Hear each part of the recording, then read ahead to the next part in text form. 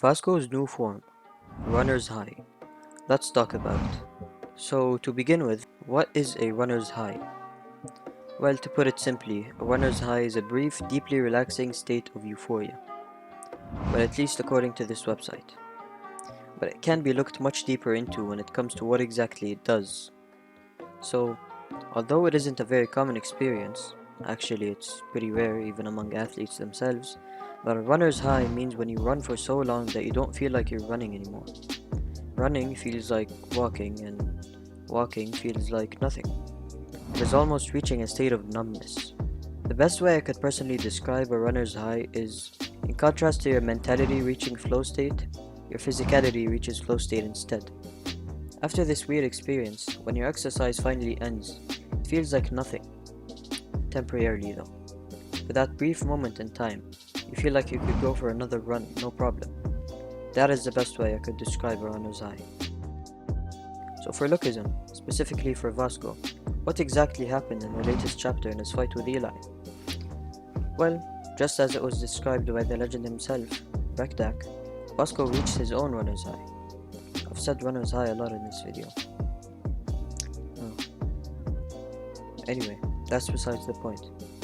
I think the most major part of this chapter was when it was shown clearly to us that this wasn't Vasco's first time experiencing this, and in fact, it most probably won't be his last, because Vasco was able to train this thanks to his master Brektak, who somehow gained the ability to enter this form at any second he wants. Vasco entering this new form and being able to use named attacks whilst looking oblivious was such a monumental part of the chapter, and of Lookism in general in my opinion. As a Vasco fan, seeing him mention his old self and how he was bullied was a really touching moment. It was one of the best parts of the chapter, seeing Vasco reminisce his past where he was bullied. Can you guys imagine what would happen if he met any one of those dudes now? Go Kim would probably be needed, not to protect Vasco though, but to stop him instead.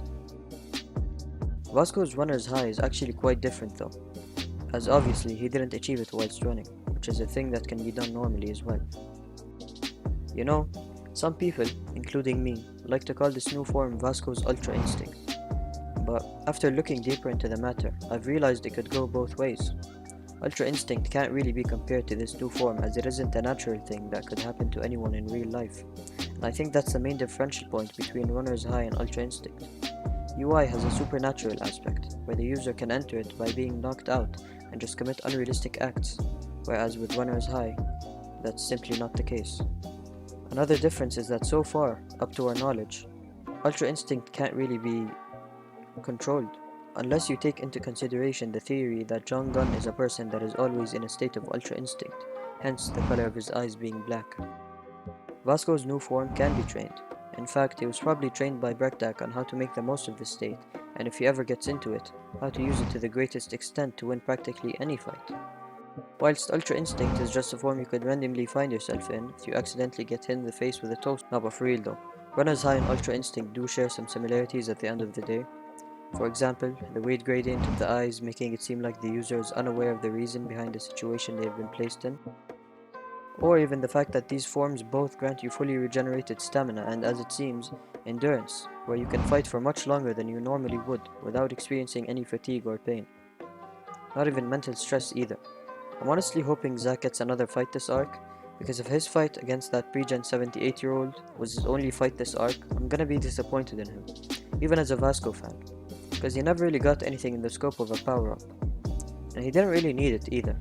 He was only fighting like some pre-gen old man, but I wanted to see more of Zack this arc. Especially after the fact that, you know, he had a huge power-up and shit after the second affiliate.